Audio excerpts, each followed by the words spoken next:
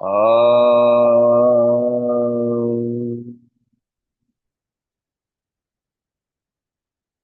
Om.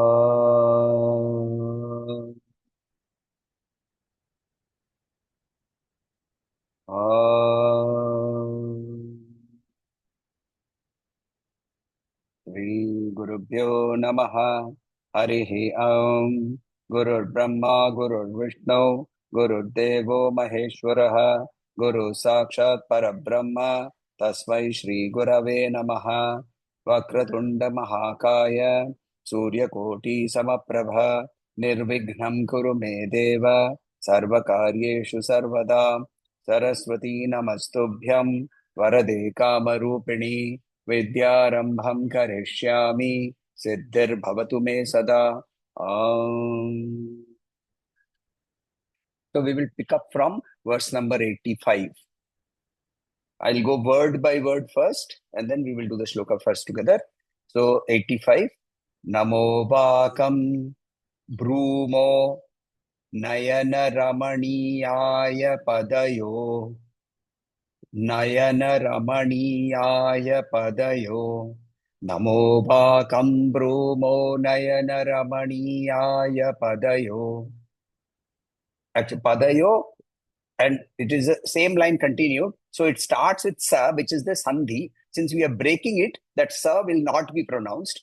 Tavasmai Dvandvaya Tavasmai Dvandvaya Sputaruchira Sputaruchira Salakta Kavate Salakta Kavate Tavasmai Dvandvaya Sputaruchira Salakta Kavate Namo Vakam Brumo Nayana Ramaniyaya Padayo Tavasmai Dvandvaya Sputaruchira Salakta Kavate Asuya Asuyatyantam.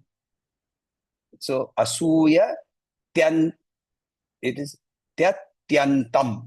Asuyatyantam. Asuyatyantam. Yadabiha nanaya. Yadabiha nanaya. Sprihayate. Asuyatyantam.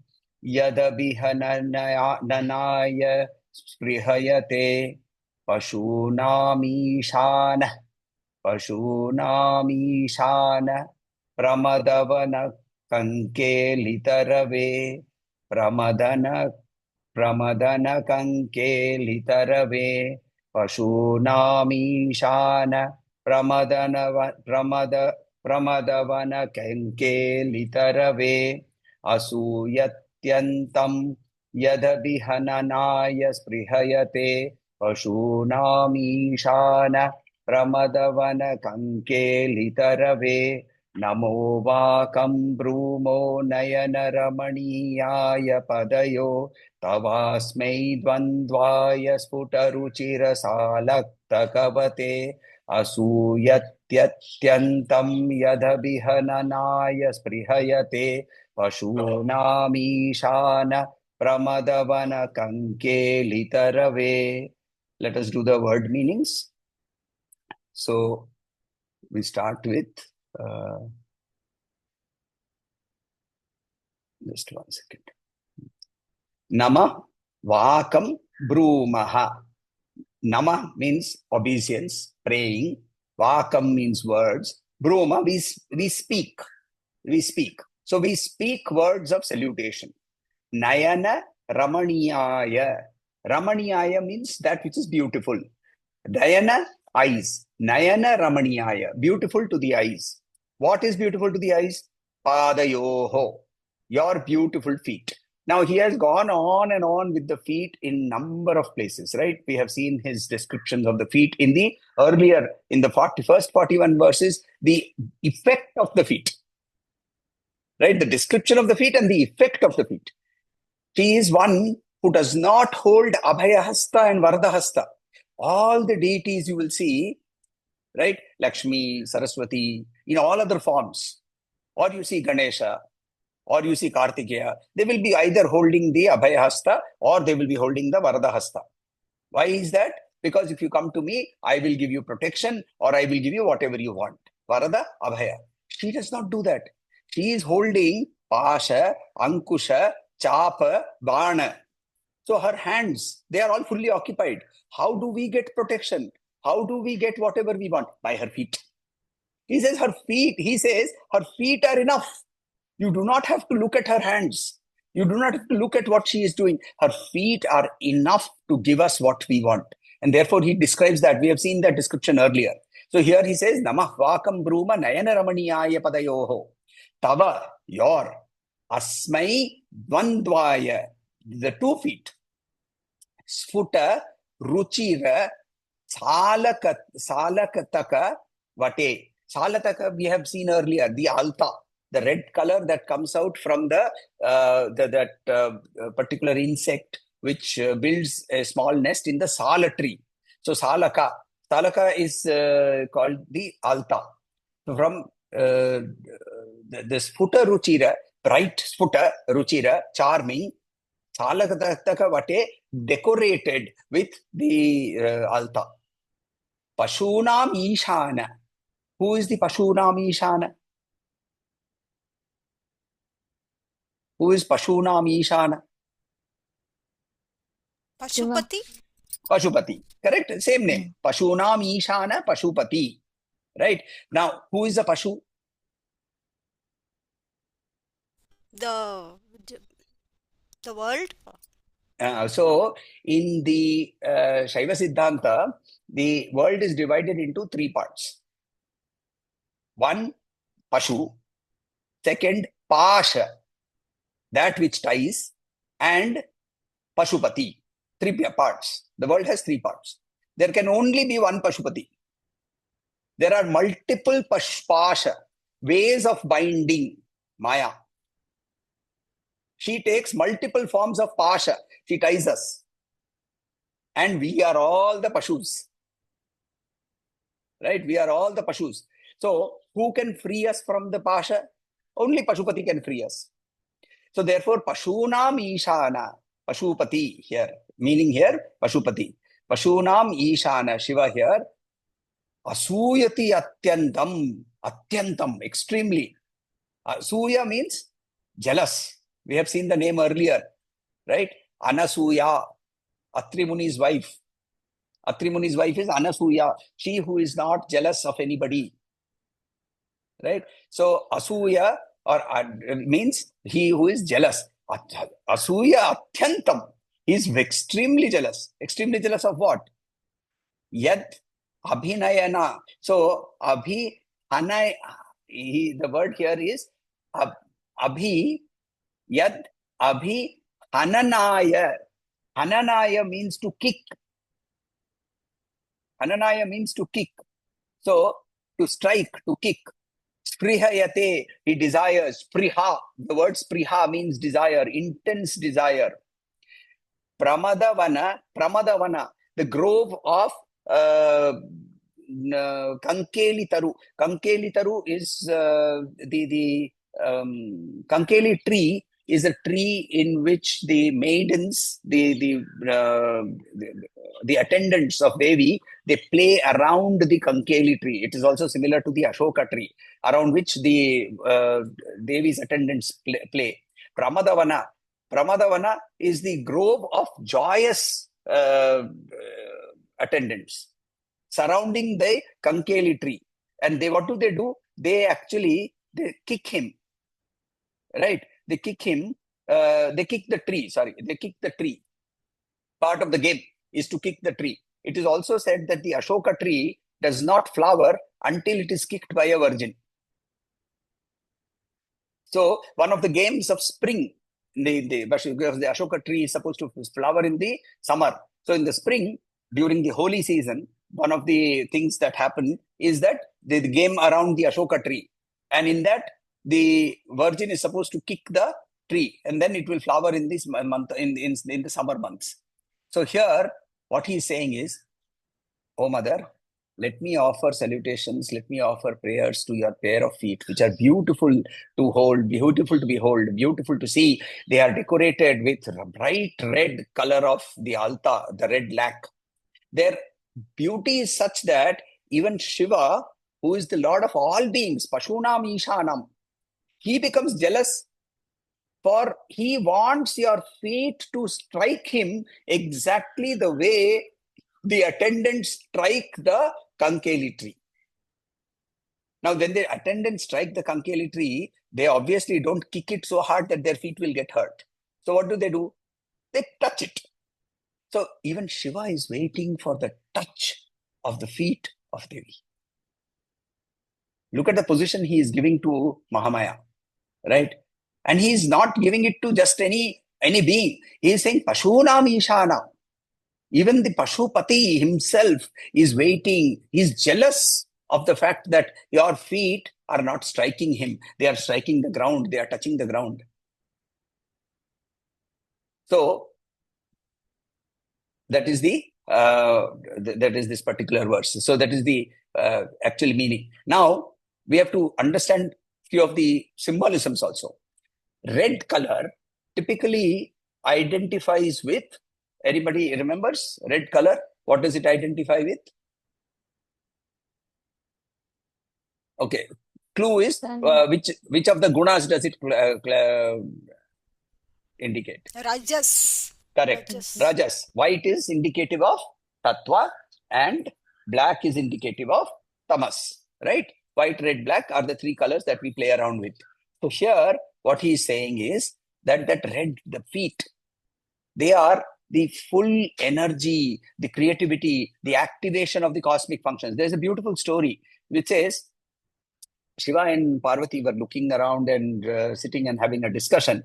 So Shiva says, why are you going around playing in this world? Just remove the curtain of Maya. Remove the curtain of Maya.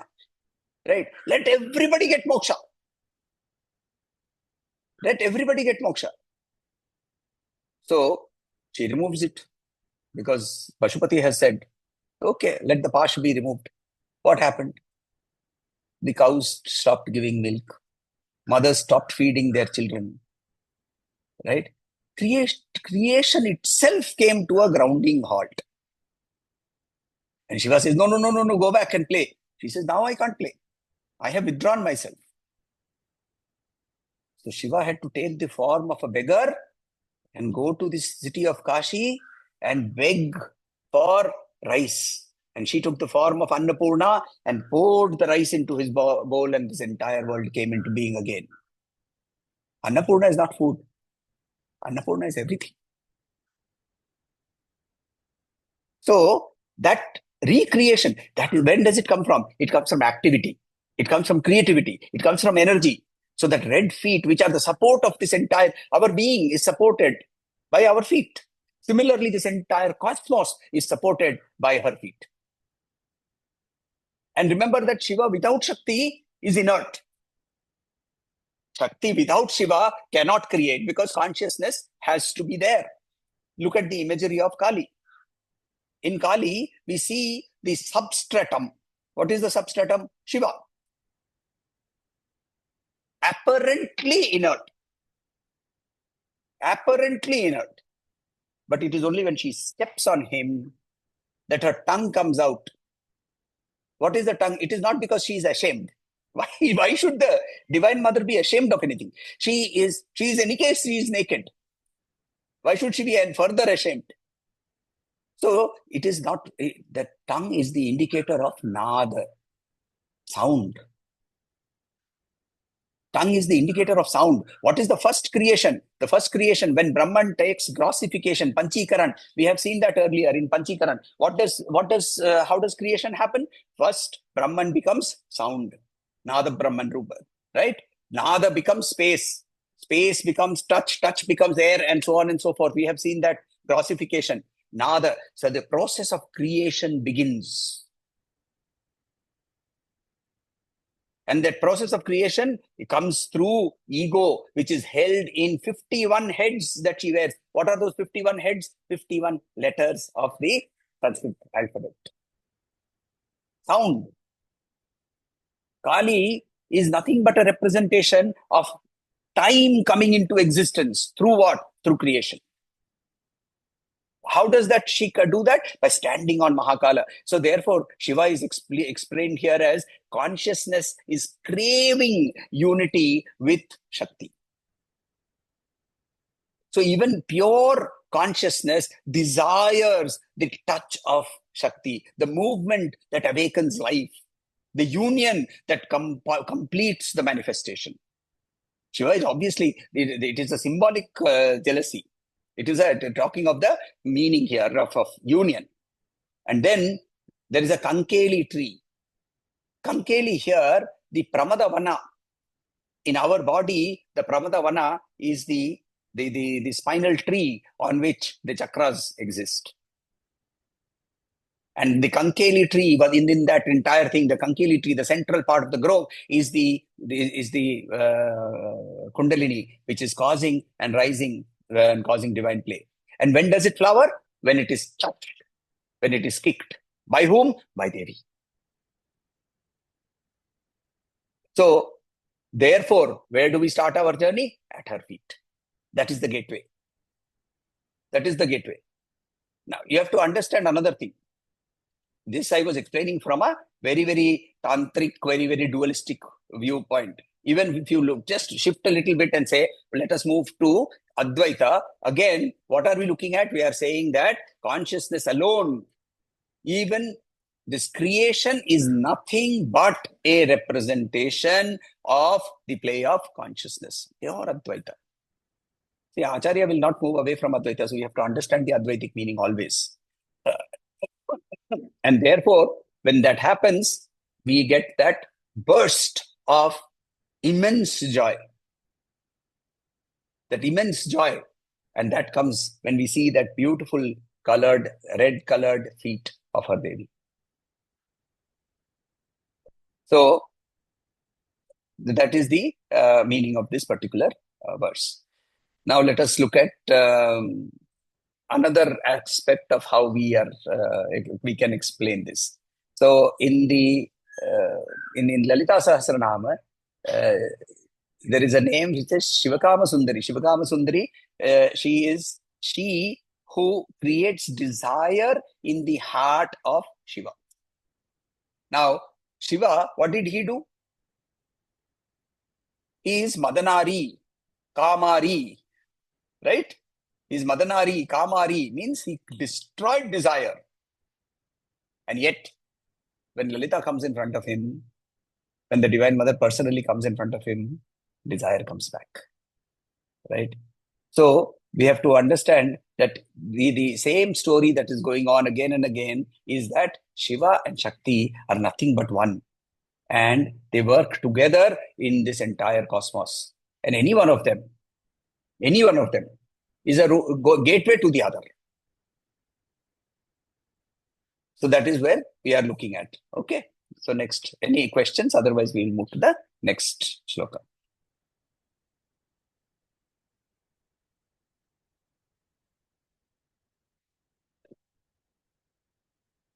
Again, let's go word by word.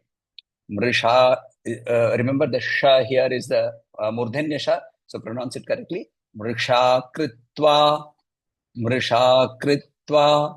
gotras khalanamatha, vailakshanamitam, Mrisha kritva gotraskhalanamath vailakshanamitam lalate bhartaram charanakamale tadayati te lalate bhartaram charanakamale tadayati te Mrisha kritva gotraskhalanamath vailakshanamitam lalate bhartaram charanakamale tadayati te chiradantah shalyam dahanakritam उन्मूलितवता उन्मूलितवता चिरादन्तः शल्यं दहनकृतमुन्मूलितवता तुलाकोटिकाणैः तुलाकोटिकाणैः किलिकिलितम् ईशानरिपुणा किलिकिलितम् ईशानरिपुणा तुलाकोटिकाणे किलिकिलितम् ईशानरिपुणा चिरादन्तः शल्यं दहनकृतमुन्मूलितवता तुलाकोटिकाणे किलिकिलितमीशानरिपुणा मृषा कृत्वा गोत्रस्खलनमथ वैलक्ष्यनमितं ललाटे भर्तारं चरणकमले ताडयति ते चिरादन्तः शल्यं दहनकृतमुन्मूलितवता तुलाकोटिकाणै किलिकिलितमीशानरिपुणा. Let us see the word meanings now. Mrisha kritva. So, kritva, doing, making. Mrisha means false or false excuse. Making a false excuse. Mrisha kritva. Gotras khalanam. By calling out the wrong gotra. Right? So, he's saying making a mistake of calling out the wrong grutva. Atha, then, vailakshya namitam. Appearing embarrassed. Vailakshya namitam. Namitam means to bow the head. Vailakshya namitam. Lalate on the forehead. Bhartaram. Bharta, in Malayalam especially, the husband is called Bharta. He who fulfills. Right? So here also, in the sense here is the husband. So which husband? Obviously Shiva. So Bhartaram Charana Kamale with the lotus-like feet, Tadayati playfully kicks. Tadayati playfully kicks. Te, your Chirat for long, Antashalyam internal thorn, long-standing irritation, something that is going on inside, long. Dahana Kritam caused by fire. Unmulitavata. Unmulita, from removed from the root. Unmulitavata. Tula koti konaihi. Here the jingling of the anklets. Right? That is the description here. Konaihi. Tula koti kanaihi. It is also referring, Tula means the beam, the measuring, in the earlier days, they used to have that thing which they would hold, and then there would be a beam, and there would be two pans, and they would use that for weighing, right? Before we had the digital machines on which you keep things. So that is called the Tula, right? The scales. In the symbolism of the zodiac, they still use that particular thing that was indicated, right? Tula koti. Libra. Yes, Libra. So, kilikilitam. Kilikilitam, anybody?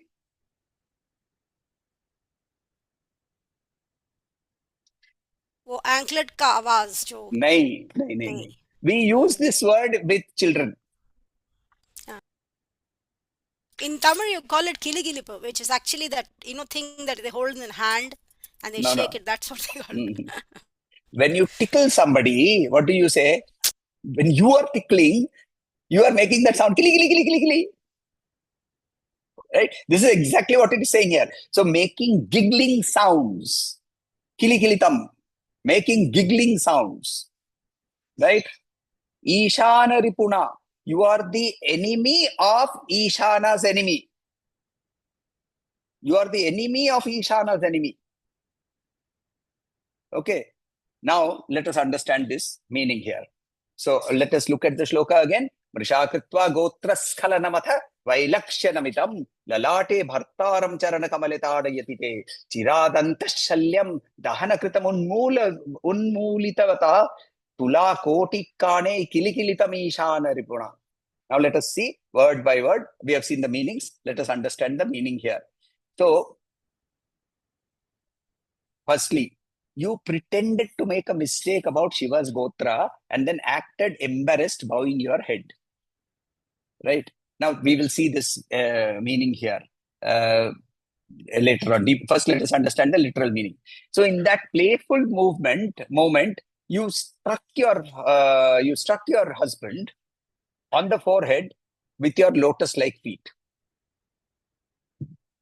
When you struck your husband on the forehead, he was carrying a burning pain, like a deep embedded thorn on his forehead because of the fact that he burnt Kamadeva.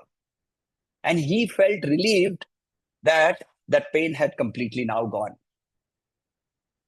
So because of the sound made by the giggling laughter of the anklets, it made him also burst out into giggles, burst out into laughter. What a beautiful description of conjugal life. What a beautiful description of a husband and wife who are deeply in love with each other. Each person doing something that is helping the other. Right? So here he says, in this verse, he actually says, what is the mistake or the embarrassment? We have to understand. The mistake or the embarrassment is the playful nature of Devi. Right? What is the name in Lalita Tripura, in Lalita Sahasranama, where we see that she has a playful nature? Which one?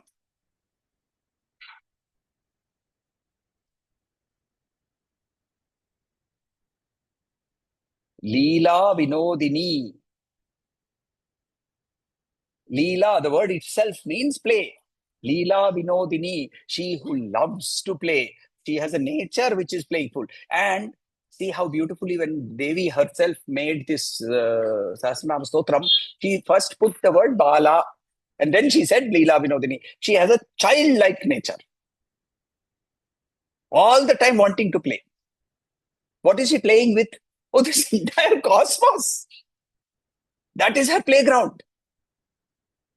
So, what is the embarrassment? Oh, and was that a mistake? No, it was intentional. But in front of Shiva, she is pretending as if that is a mistake. So she is hiding her omniscience to create duality. This duality is created by her, and she alone can remove it. And when she strikes her forehead she strikes the forehead with her feet. What is it? It is the opening of the third eye. When we say we open the third eye, what is this opening of the third eye? When you open the third eye, it is actually opening it inward, right? It is not in like they show in the mythology movies. There will be somebody standing in front, the eye will open, some fire will come out and somebody will start burning. Yes, that thing will happen, but internally. Now, look at this. In the first instance, when the eye opened, Devi was nowhere nearby. Correct? Devi was not in the picture. In the form of Parvati, she was supposed to be worshipping, and this incident happened, which means that the third eye opened without the impact of Shakti. In which case, what happens? All desire disappeared. All desire disappeared. The world stopped. Right? The world completely stopped. He is now Rudra. He is not Shiva. Shiva is auspicious. Rudra is angry. He is Rudra. Now, after his marriage, and Devi now again touches this, the third eye is opening up again. But now it is opening with the grace of Devi. Now what happens? The desire opens. There is desire. There is creation. But there is no involvement. There is no attachment. Sorry, there is involvement. There is no attachment. It is done with consciousness. It is done with awareness. It is done with grace. It is done with compassion. It is done with compassion. Right? Yet, when it is done with compassion, yet it is done without attachment. Nirmama mamata hantri. Lalita Sahasranama, we see her names. Nirmama. She has no my. Mamata hantri, she who destroys the point of a thing of me, mine, mamata. Mamata does not mean in the normal day-to-day language. In Hindi, we say mamata means maa ki mamta. Yes, maa ki mamta. Mamata means mine. Because maa ki mamta is only centered around her child. A simple example, when let us say there are two neighbors, two children, same age, going to the same school, right? On the day the bus comes late, both mothers are standing outside and waiting for the bus. Next day, one lady's son is unwell, he does not go to school, and the second day the bus is still also late. The second lady comes to this lady and says, bus nahi aaya, kya kare? Kuch nahi, aa jayegi. Because that day her child is at home.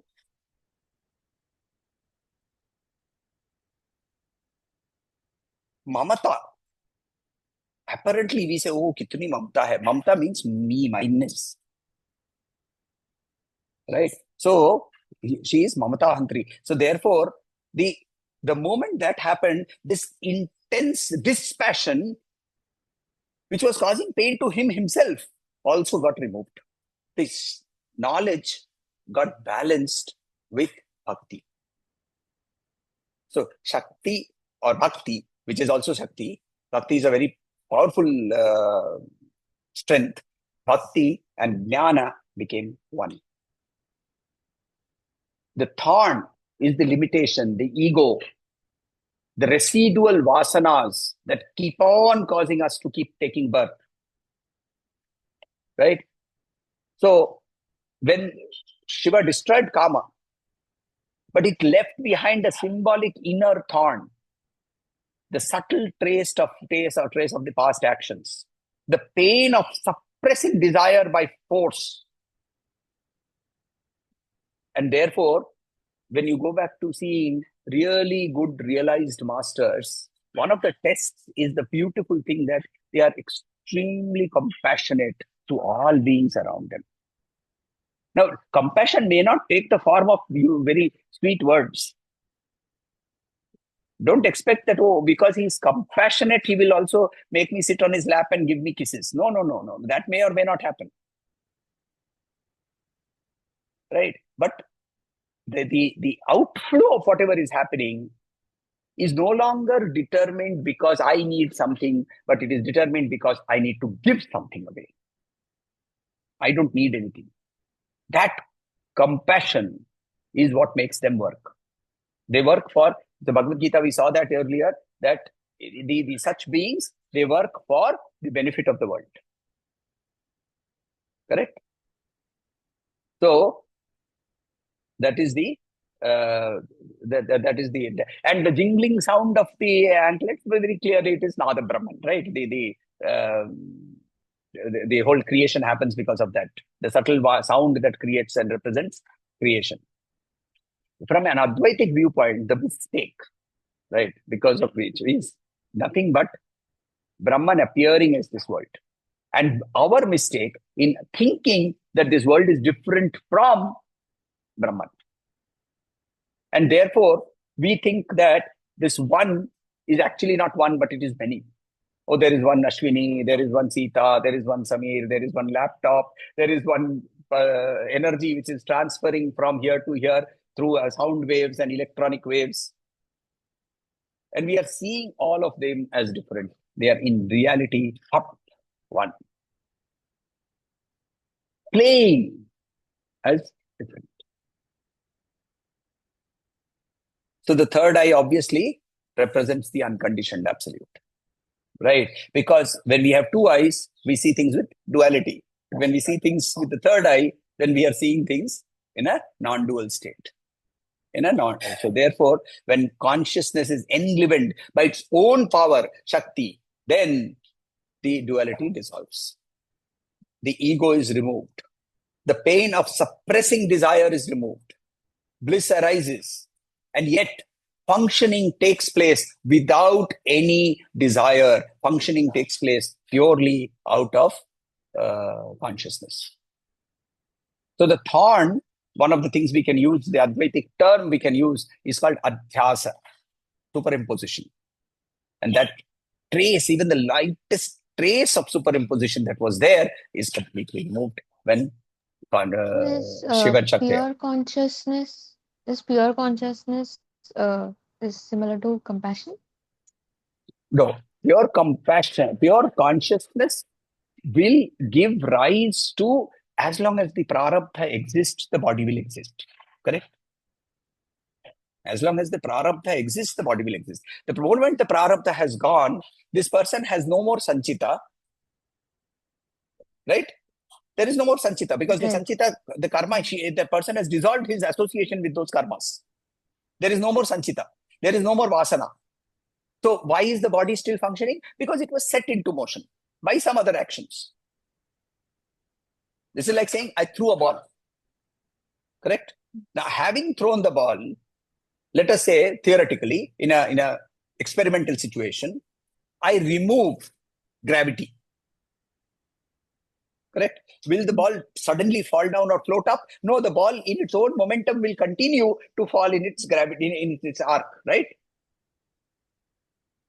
I always use this example. I ate a lot of rasagullas. I did not exercise. I did all those things that I was not supposed to do. And in that process, I got diabetes. But before I got diabetes, my sadhana fructified and I became realized.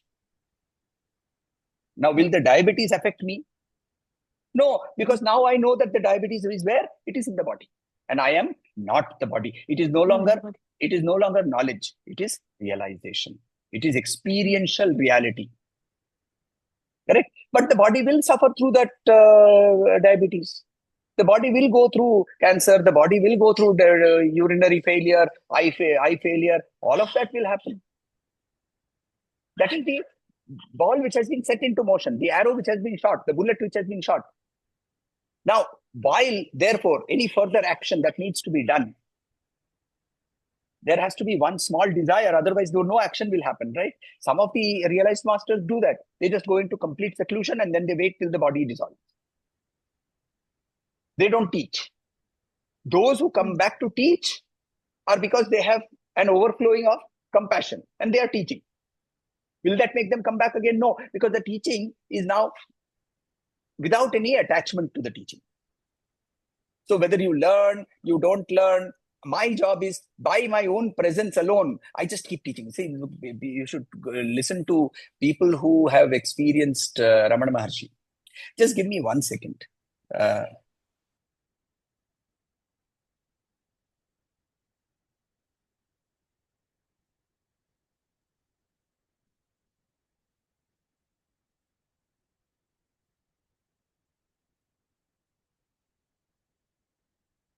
I was thinking when the masters are coming back, there must be some karma pending. That is why they're coming to teach. So, like you said, it's compassion. Correct. It's compassion. They don't come back to teach because there is any karma pending. Now they come back and say, look, I did this. I achieved this. If you do it, you might achieve the same. If any teacher will come back and tell you, if you do this, you will achieve, he is wrong. He is not your teacher.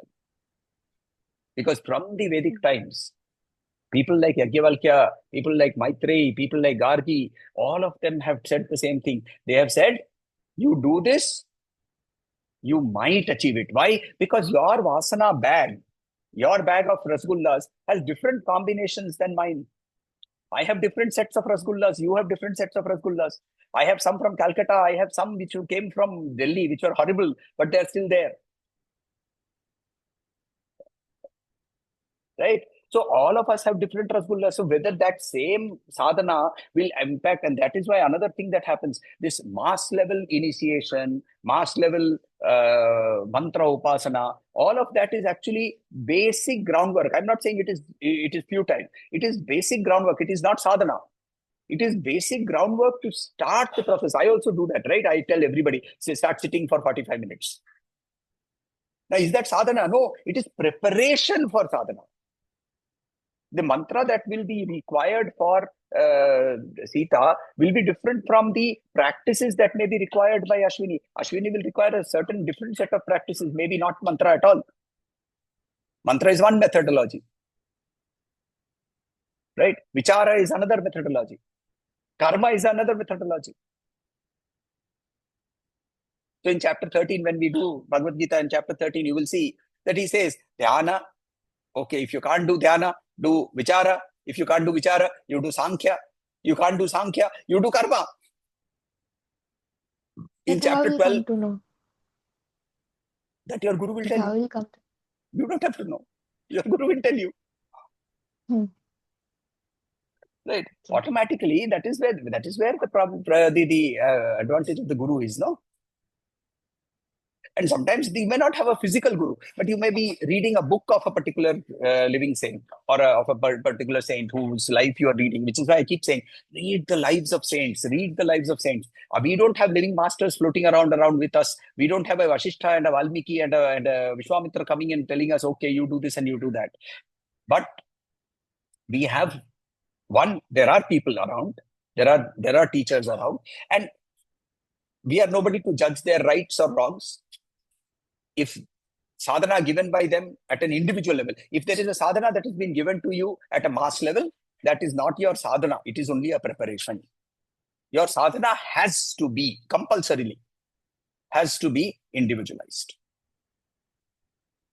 So that individual sadhana that he has been given to you, perfect. If not, read the lives of saints. You will find one of them in some teaching is telling you what you are supposed to do.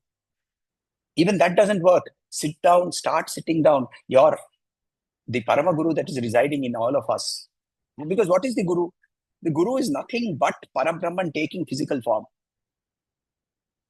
Swami Chinmayananda is nothing but the pure consciousness for me. And therefore, that pure consciousness is there in your heart also, isn't it? You are nothing but pure consciousness. If you can tune in and listen to it, it will tell you what your sadhana is. And not necessary that it will happen in this life. That doesn't matter. But once we start the journey, we know it will end. The problem is 99% of the people don't even start the journey. And then they are waiting. See, a lot of people, when I tell people, you want a life transformation, come to Shabarimala with me. You want a life transformation? I know, Ashwini, you're not yet eligible, but but you want a life transformation? Come to Kailash with me. And not because with me. Go there, following the rules, following the principles, following the practices, go there.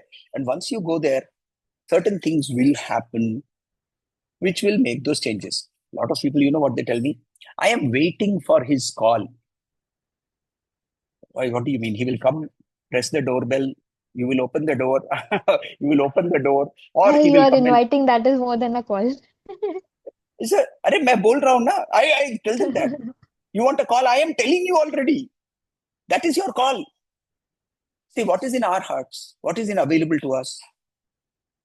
Sankalpa Shakti. Beyond Sankalpa Shakti, we do not have ability to do anything else. Ichha Shakti, Jnana Shakti, Kriya Shakti, she is all three. Isn't it? We do that. We give her the three names in Lalita Sahasranam. She gives herself the three names. But who will do Sankalpa? Oh, yeah, she left to us. She said, okay, since you are a Jiva and you are still tied down, I have to give you something. I will give you the power to imagine something. The power to imagine your future. Samyak rupena kalpana iti sankalpaha. I am imagining some future. Oh, in the future, I shall be in Shabarimala. In the future, I shall be in Kailash.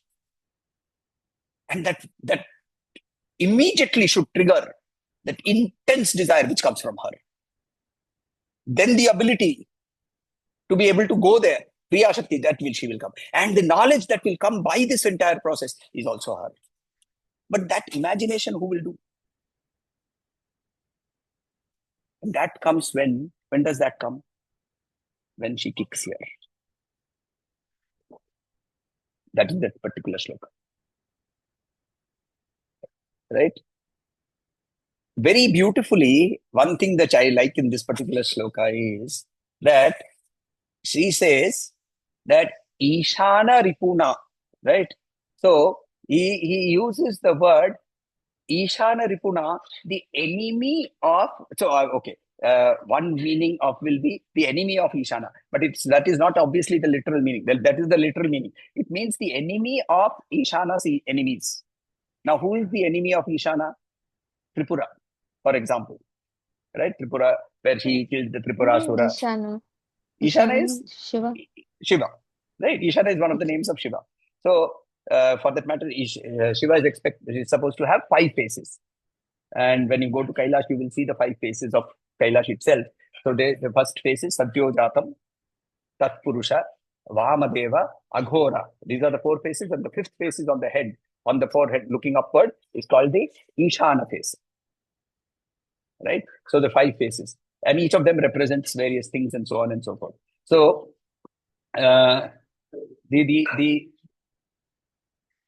she is what he's saying here is that it's actually subtle praise of Devi as superior to the gods who destroy Shiva's enemies.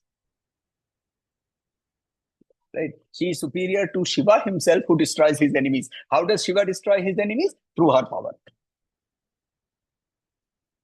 So that is the meaning of this particular shloka. Any questions? Otherwise, I think, let us try and see if we can finish.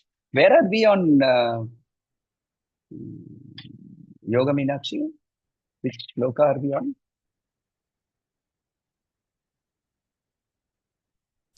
Chatushpatra Madhye Sukonatrayante. 13th. 13. Okay. That is the one we have to do, right? Yes. Okay.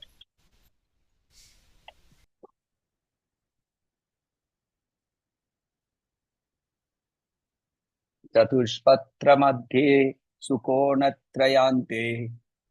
Chatushpatra Madhye Sukonatrayante. Trimurtyadhivase Trimargantarale. Trimurtyadhivase Trimargantarale. Chatushpatra Madhye Sukonatrayante. Trimurtyadhivase Trimargantarale. Sahasrara Padmo Chitam Chit Prakasha. Sahasrara Padmo Chitam Chit Prakasha. Pravaha Pralinam Bhaje Pandyabalam. Pravaha Pralinam Bhaje Pandyabalam. Chatushpatra Madhye Sukonatrayante. Trimurtyadhivase Trimargantarale. Sahasrara Padmo Chitam Chit Prakasha. Pravaha Pralinam Bhaje Pandyabalam. Chatushpatra, 4 leaves. Sukona Trayante, beautiful triangle. Now, what is he describing here? Mooladhara to Chatushpatra Mooladhara. Correct. And Sukorna is the one before Sahasrara. Correct. Very beautiful. So, the whole representation of the 6 chakras, if you put them together, you know what you will get? You will get the Sri Chakra. You will get the Sri Chakra. When you put them all, layer them on top of each other in a particular order, you will get the Sri Chakra. So here he is saying, starting from the base, Chatushpatra Madhye, Sakora Trayante at the Agnya, Trimurtyadhivase, she is the substratum, Adhivasa, of who? The Trimurti. She is the substratum on which the Trimurti do the play. The Trimurti, and she is the one who can be reached in 3 different ways. What are the 3 different ways? 3 different ways. Karma Yoga, Jnana Yoga, Bhakti Yoga, all the yogas will take her to Trimarga Antarale. She is the essence of all the 3 margas. And what is the end result? Where do you go? Sahasrara Padmochitam Chit Prakasha, shining with the light of consciousness in the Sahasrara. Pravaha Pralinam, creating waves of brilliance. Now we saw this in Soundarya Lahari, that when that happens, there is a wave of nectar that flows downward. Right? We saw that first there is the rising up, and then there is the coming down. And in that coming down, it is now with consciousness, which is that nectar which is flowing down. Pravaha Pralinam Bhaje Pandyabalam. So that is where we will stop. I think we did not do the other. What does pralinam mean? Pravaha is wave. Huh. Pralinam is the flow of wave. Flow. Flow. Pralinam means the sorry, brilliance.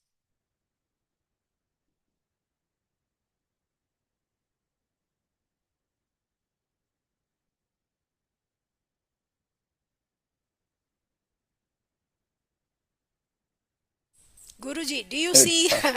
I want to know when Mm, you are meditating. mm. I want to know if there is this. It mentions here Chit Prakasha Pralina Pravaha. Do you experience Personally, at it? me, yes. So quite often I get stuck there. So quite often, most of the time I get stuck there.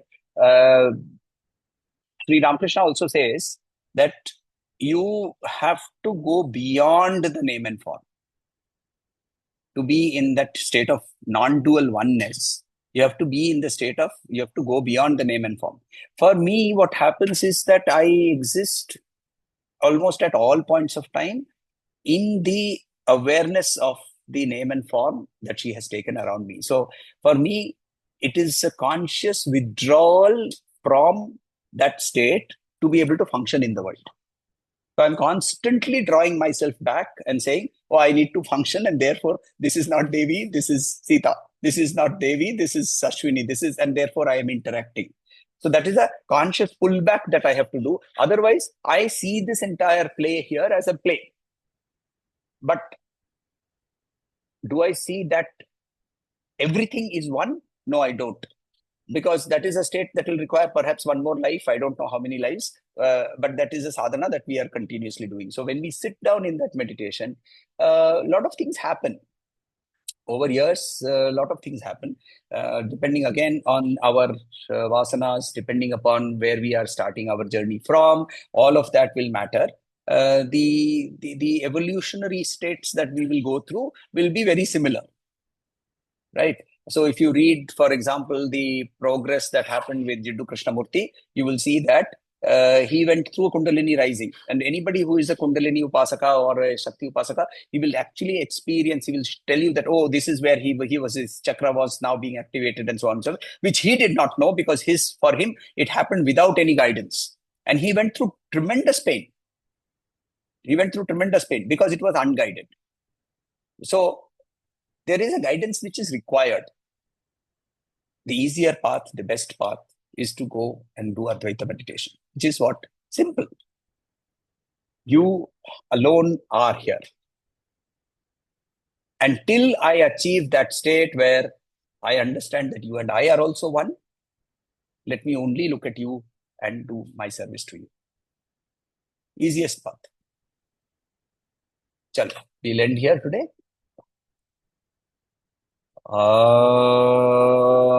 शांति शांति शांति हरि ओम श्री गुरुभ्यो नमः हरि ओम